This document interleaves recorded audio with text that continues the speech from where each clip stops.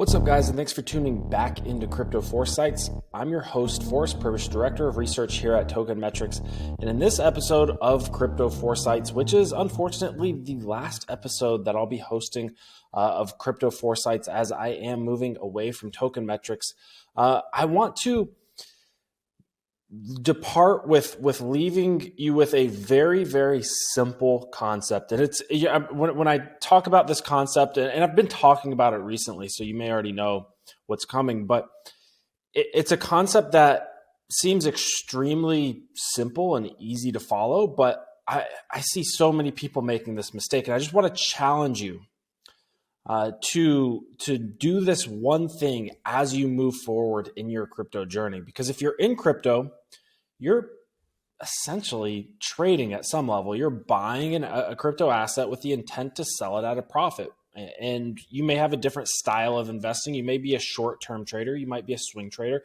You might be a long-term investor. Whatever it is that you're doing, you're essentially buying and selling. You're placing trades. So everybody in some sense is a trader. Now, I want you to think, if you've been in crypto for at least a year.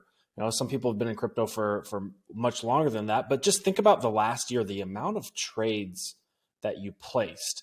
And I don't mean like short-term trades. I mean just like the trades that you placed in terms of like you decided to buy an investment here, sell an investment there, buy, sell, buy, sell. The chances are you probably placed a pretty decent sample size of trades, of buys and sells.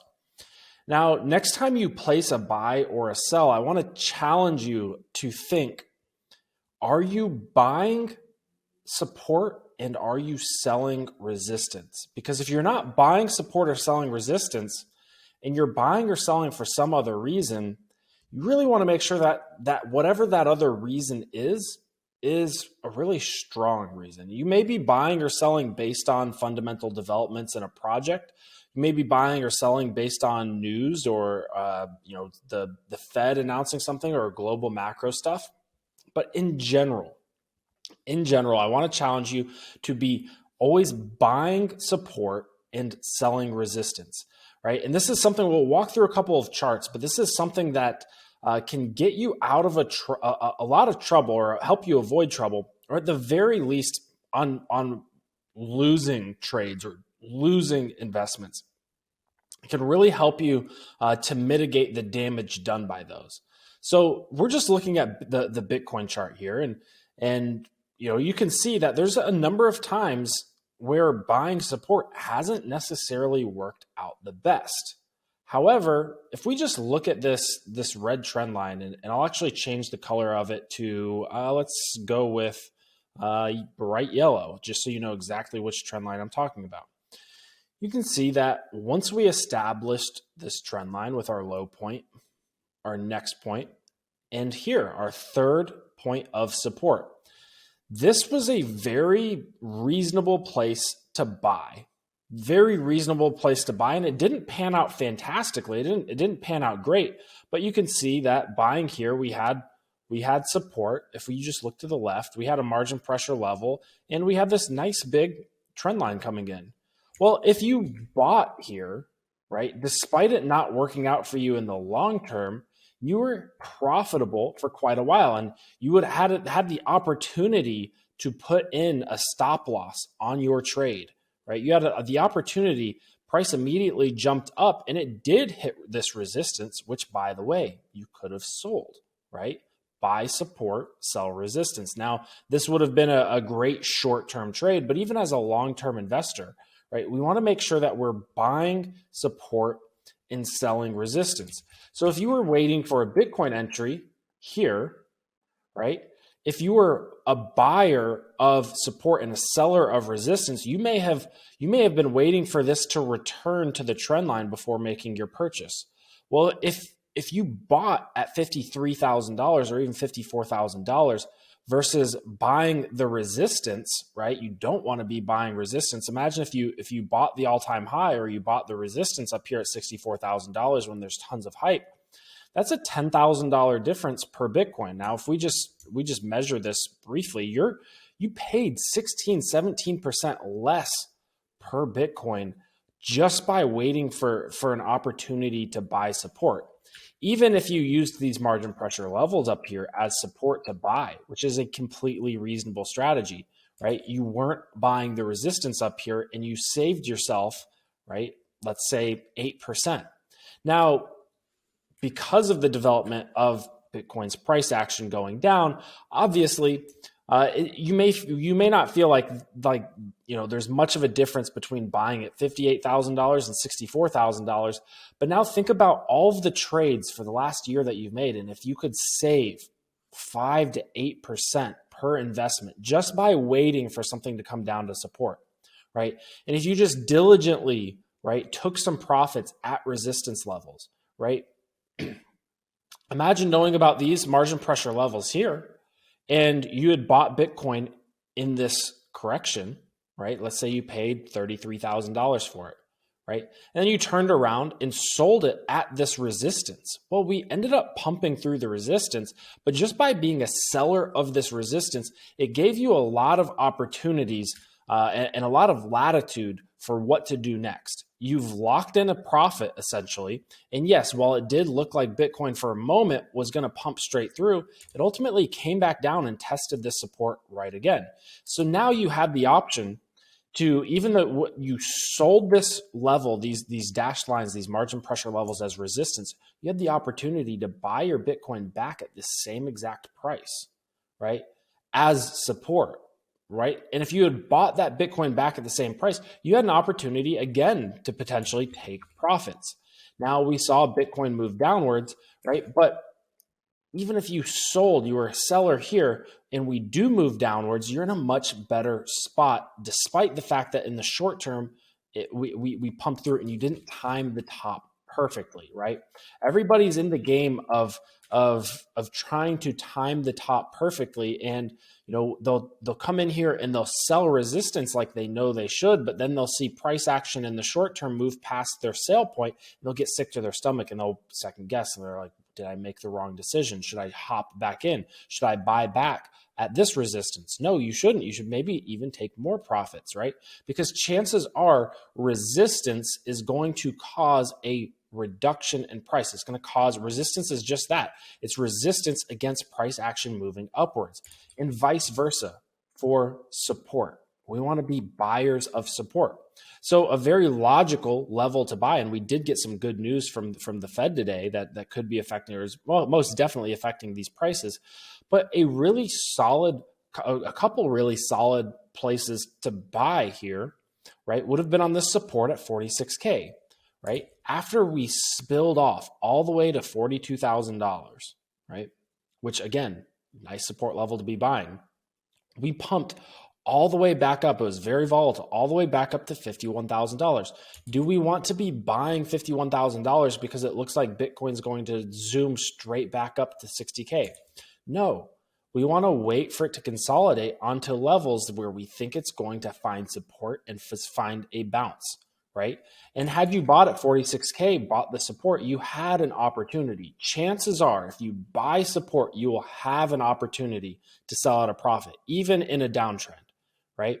Chances are, if you sell resistance, you'll have an opportunity to buy back at a lower amount, right? So we want to be buyers of support, sellers of resistance.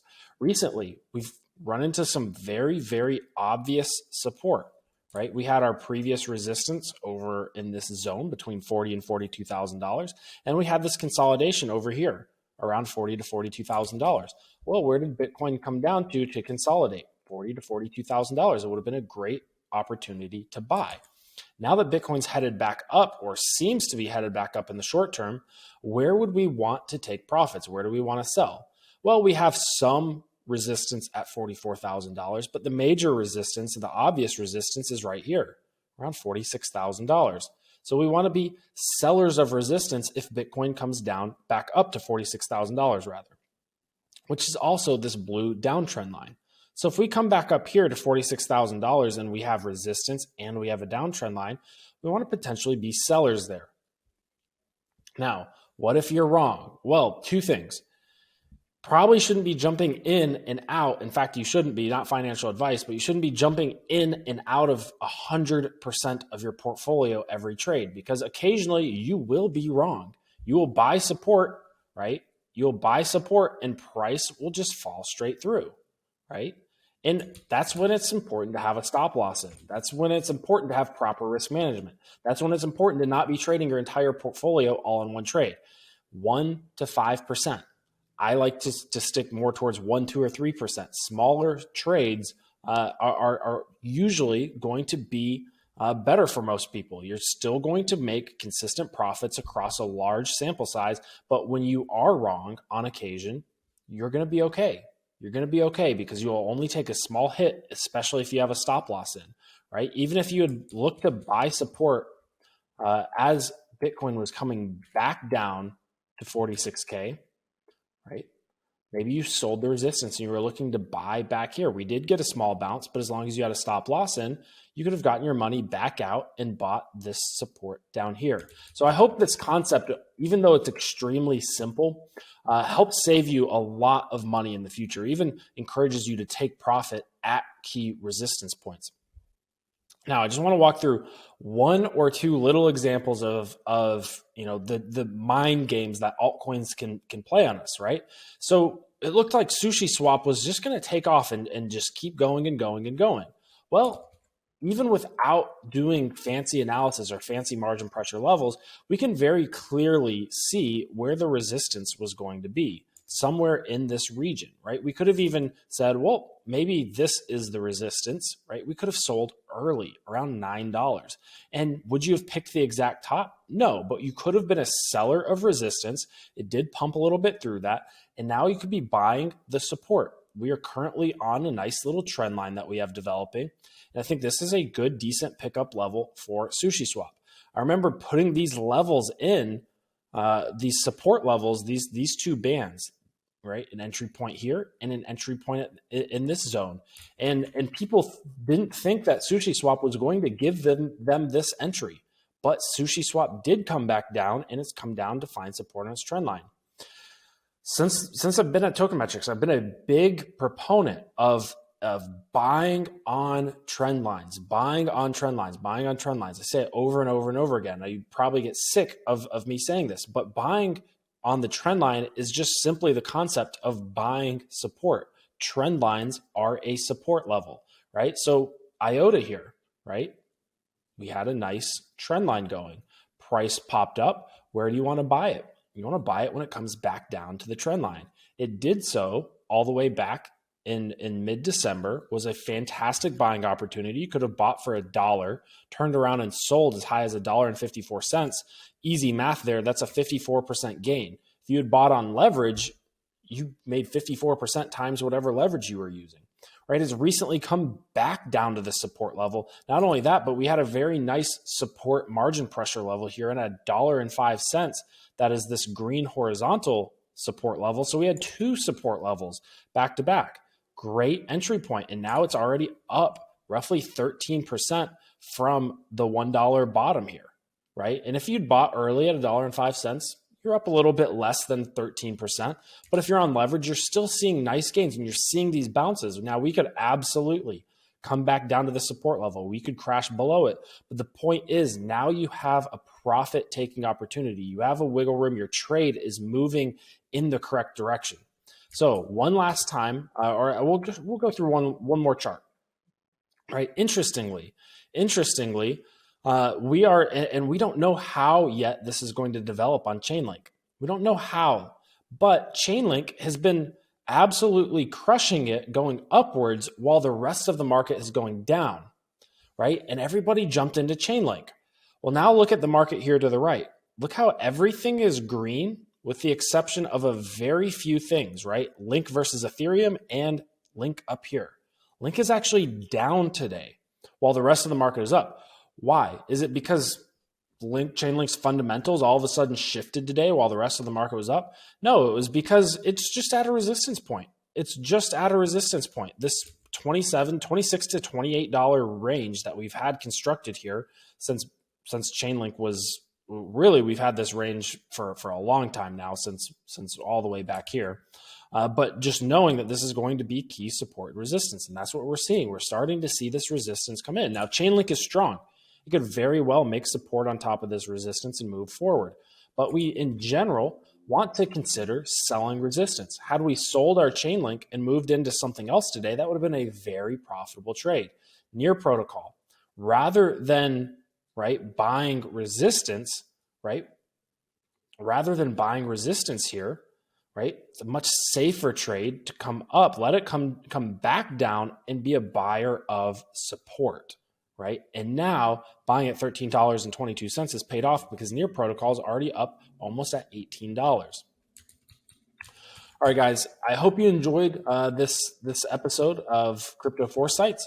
That's going to wrap it up for me here with Crypto Foresights and Token Metrics. I hope to see you guys in the future. And I hope this concept of just buying support and selling resistance, I know I've said it 1,000 times in this video, but I hope that sticks with you throughout your crypto journey, because I think it will help you make better decisions, just identifying support and resistance, and make sure you're buying the support and selling the resistance and not vice versa. Thanks for tuning in. We'll catch you next time.